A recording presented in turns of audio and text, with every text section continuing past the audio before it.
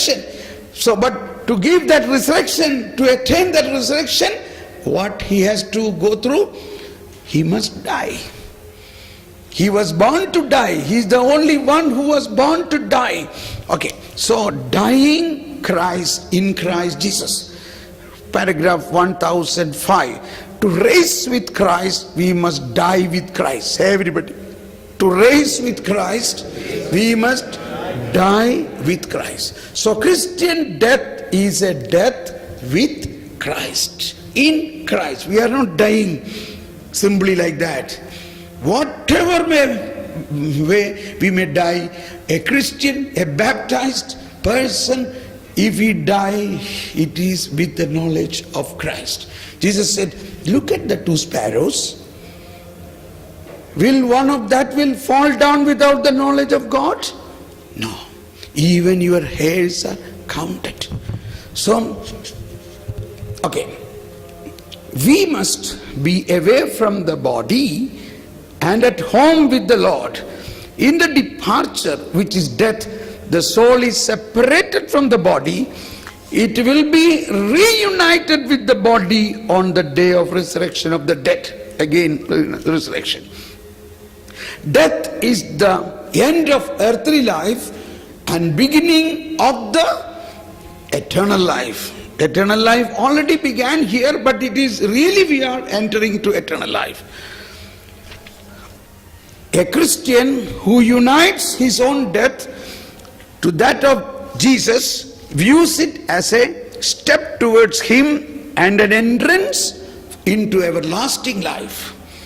When the church for the last time speaks the words of Christ of pardon, absolution over the dying Christian, seals him for the last time with a strengthening anointing and gives him Christ in viaticum as nourishment for the journey. She speaks with gentle assurance. I will quickly read this because this I enjoy and it is good that we hear, because at that time probably we may not hear.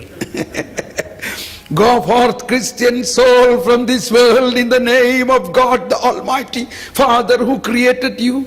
In the name of Jesus Christ, the Son of the living God who suffered for you. In the name of the Holy Spirit who was poured out upon you. Go forth, Christian faithful soul. May you live in peace this day. May your home be with God in Zion, with Mary, the Virgin Mother of God, with Joseph and all the angels and saints.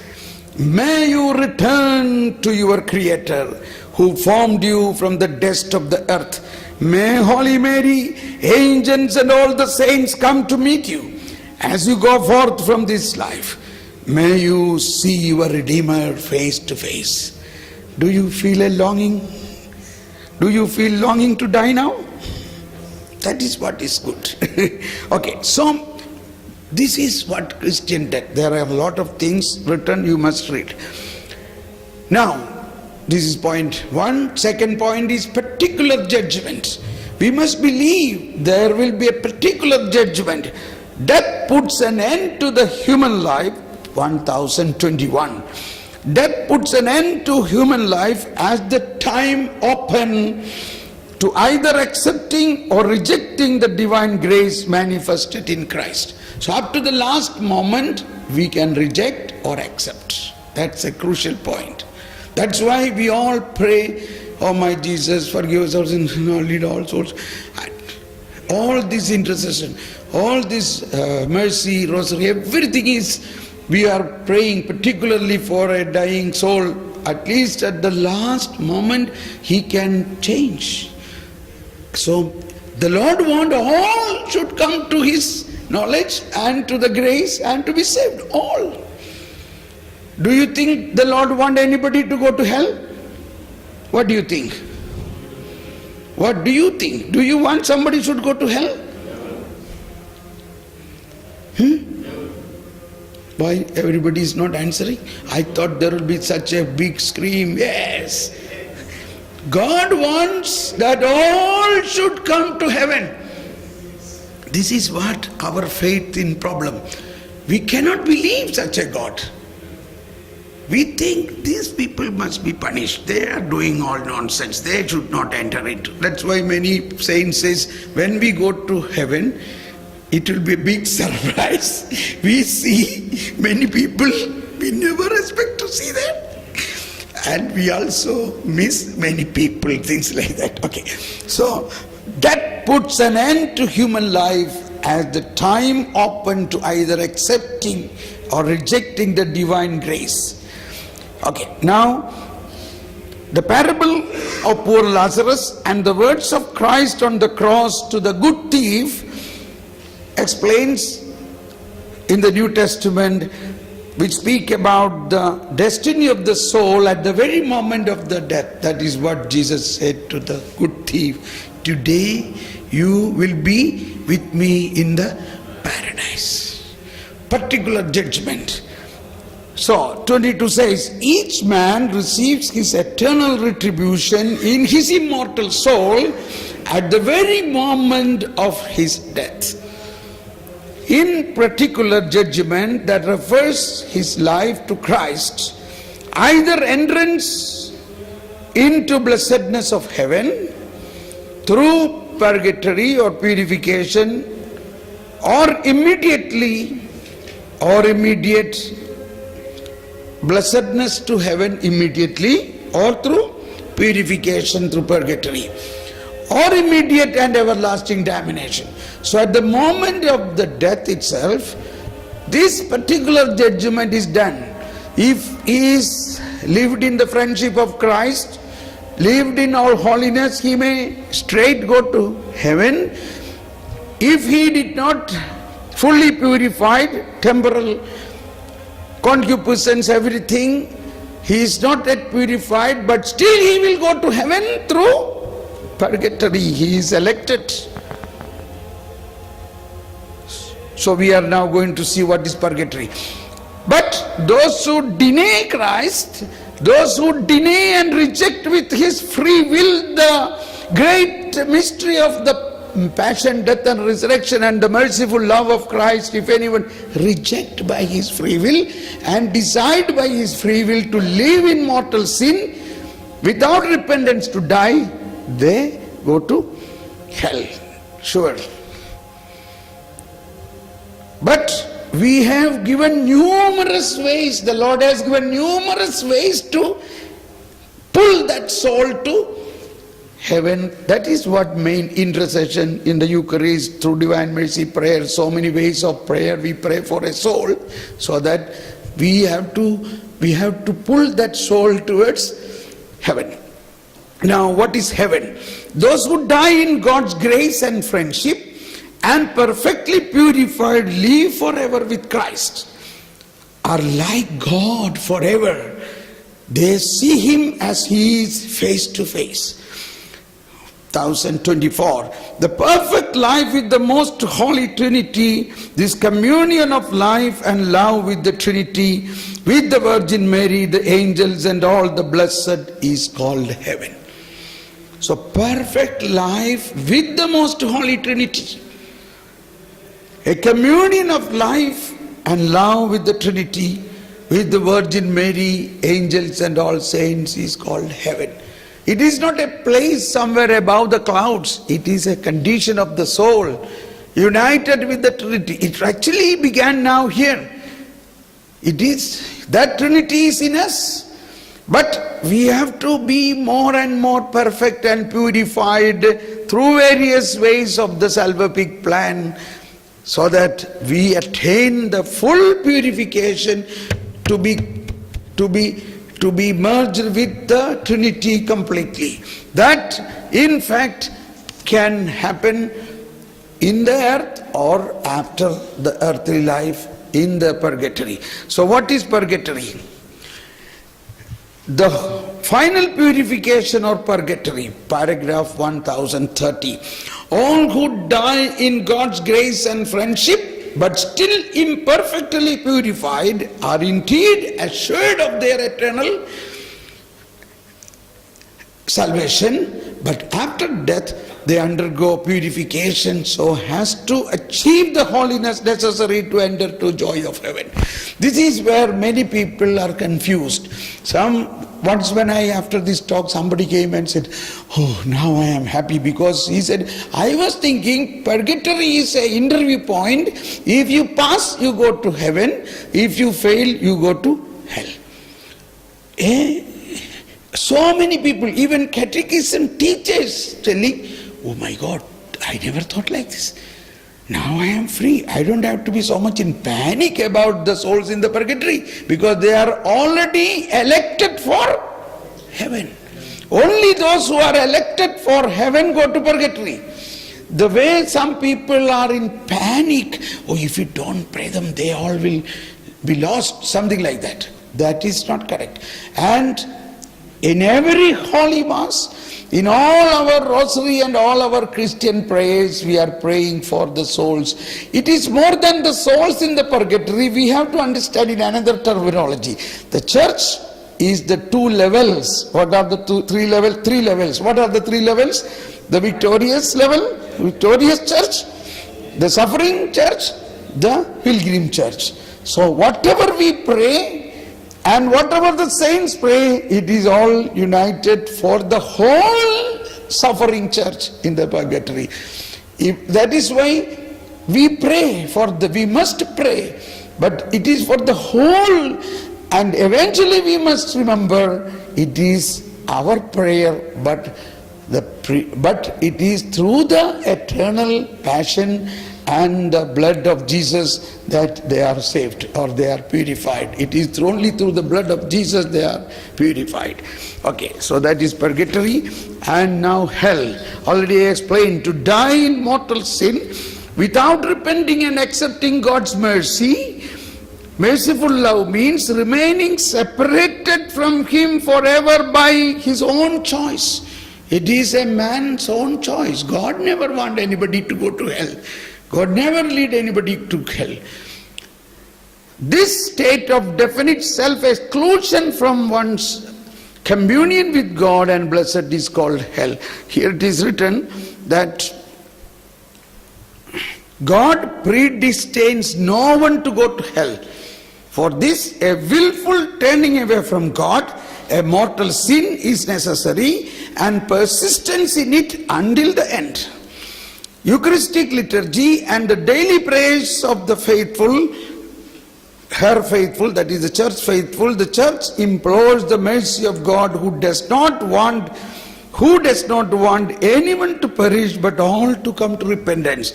So in the church prayer says, Father, accept this offering from your whole family, grant us your peace in this life, save us from the final damnation, and count us among those who have chosen. Every day in the Holy Mass, from 500,000 altars, the church is praying. Okay, now the last judgment. This is also a lot of confusion. Recently, or about 3 months back, Holy Father was telling, don't be afraid of the last judgment. Don't take the meaning of the word. It is a glorious time. You have to be prepared. And he says, we will have two advocates there with you. You are not going alone to the last judgment. The two advocates are Jesus and the Holy Spirit. They will plead in favor of you. So, the last judgment, the resurrection of all the dead. So that is what we now experience, but at that time will be fulfilled. Of both the just and the unjust will proceed the last judgment. This will be the hour when all who are in the tomb will hear the Son of Man's voice and come forth. Those who have done good to the resurrection of life, and those who have done evil to the resurrection of judgment. Christ will come. So now Christ will come again in his glory along with all angels. So here, why?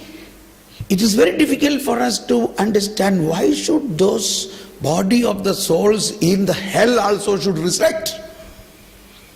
Because their memory, even their memory should be removed from the earth. There is a psalm, the memory of them. So then the eternal damnation means it is not only for soul. Soul and body will be damned. Soul and body. But those who are in friendship with Jesus, those who are in heaven, their glorified body, their body which was decayed will raise up and unite with their soul, and they will walk in glory with the risen Lord. And that is the hope. That not only hope, a taste of that we receive in the Eucharist. That's why Father was often telling, quoting from Eucharistia, Ecclesia, he is our contemporary. Who is the contemporary? Contemporary is the risen Lord and the Lord who is going to come after the message. That's why after the consecration we say, this is the mystery of our faith. See, we already said in Credo our faith. Okay? Before the consecration we proclaim the Credo. But after the consecration we say, this is the mystery of our faith. Christ has died. So what is this? This mystery. This Jesus on this altar. This bread and wine which has now become the risen Lord. Who is He? He has died. He is risen. And He will come again. So who is this? He is the same one who is going to come again. That is why Ecclesia Eucharistia says, in the Eucharist we meet the past, present and the future Christ, the risen Lord here. So this risen Lord, so we have to believe in faith now. We have to see in a beatification or in a beatified vision or in our imagination and faith. We have to see that we who believe in Christ, who eat His body, who drink His blood, who is cleansed through sacraments, are surely will rise up on the last day and walk with Him. You know, I imagine my judgment. What will be my judgment? I am going to dramatize that here, okay? So the moment of the judgment time came. My name is called out. Cordian Thomas Paul. Yes. Yes, I came. Now, as soon as I came, both the advocates running and coming. Who are the advocates? My advocates. They are my advocates. Jesus and the Holy Spirit. Advocate number one is now announcing his version about this man Thomas Paul. And advocate number one says, this Thomas Paul has done lot of sins, but he believed that I have taken over all his sins upon the cross and I have justified him. Therefore he is completely cleansed and free. Therefore, my Lord, he may be given the garment of salvation. Hallelujah. There was a big clap. And I was so proud. And he hugged me. Yes, my love. And now comes running Holy Spirit. And the Holy Spirit came running and said, my Lord, this Thomas Paul, while he was living, he worked with all the charisms of the Holy Spirit and gained so many souls for heaven.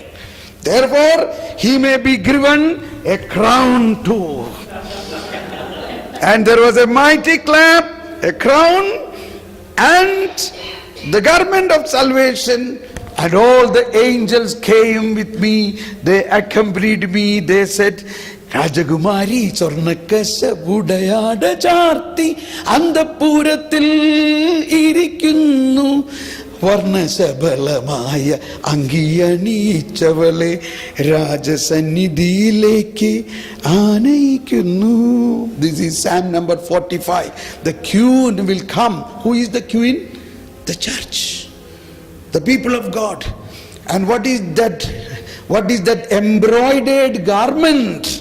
That embroidered garment is the new risen glorified body which God is giving at the cost of his passion, death and resurrection. That is given now. That embroidered garment, with that garment this queen will enter into the glory of God. That is the new heaven and earth. That is the last part of it. We believe in the hope of the new heaven and earth. What is the new heaven and earth? At the end of time, God, the kingdom of God will come in its fullness. After the universal judgment, the righteous will reign forever with Christ, glorified in body and soul. The universe itself will be renewed. This is what we hear in the book of Revelation. In the new universe, heavenly Jerusalem, God will have his dwelling among men. He will wipe away every tear from their eyes. That shall be known. There will be no more death. Means there is no more sin. Why there is no sin? The cause of the sin is completely now enclosed in the hell and key locked. No, cannot come out. Even the memory of them is removed from the earth. That body is also in that eternal hell. Now there is a new world where there is no sin, no death, no cry, there will be no suffering, shall there be no mourning, nor cry, no pain anymore, for the former things have passed away. And the Lord says, I shall make everything new. I am the Alpha and Omega. Praise the Lord. Now do you feel already you are in the new heaven and earth? You must feel that now. In Malayalam, in one of the psalm, it sings like this.